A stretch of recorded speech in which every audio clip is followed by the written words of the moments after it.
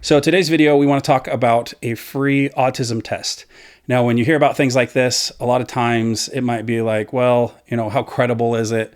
Is this just something someone hobbled together and threw out on the internet? And I understand those types of, concerns and stuff like that. This one actually comes from KSL.com, which is a local news organization here in Utah. And my father-in-law actually sent me the link. And within this article, they talk about a questionnaire that is from the Journal of Developmental Medicine and Child Neurology. I believe it's a credible site. I took a look at the questionnaire and it seems to line up very closely with the DSM-5 criteria. If you don't know what the DSM-5 criteria is, it's basically the gold standard for evaluating whether or not someone has autism. And I think my light it's doing its own thing. So yeah, it's basically just the standard for psychologists and doctors and other healthcare professionals to ascertain whether or not someone has autism. Now, that's all well and good, but a lot of times people can't afford an autism diagnosis or there's a really long waiting list. And so they want to get started in the right direction. And something like this test can help them get started in the right direction.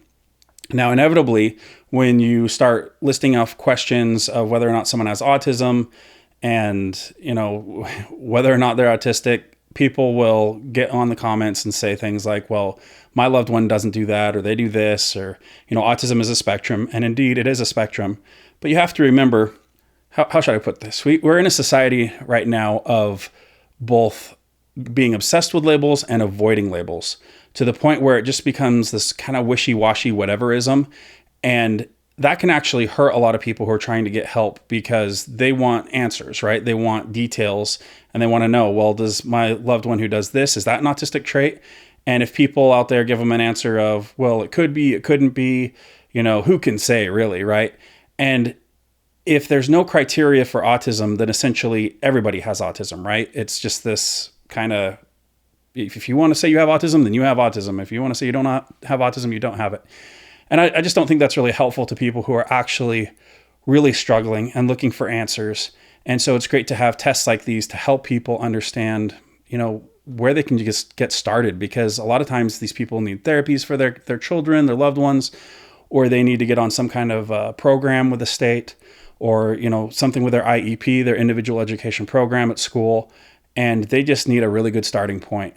And granted, something like this, a free test, isn't enough to get people all of the resources they need, but it can help them get started in the right direction, at least to know if there's a problem or not.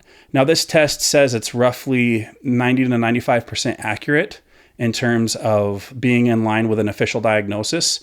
And that's an important thing to keep in mind too, is this isn't just something that someone threw together on Pinterest, right? This is something that's actually helped people reach a diagnosis. And anything above 90%, I think, is really accurate and a great way for people to evaluate if their loved one has autism without spending a single penny. And so I think that's another great resource, right? This is just another great tool in the tool belt. And again, we are respectful to the fact that, autism is a spectrum and there's a lot of people out there who are going to have very different circumstances, and that's okay. But people do need, like I said, a starting point. I hope I didn't beat that horse to death. So we'll see you guys in the next video. Thank you so much, and take care.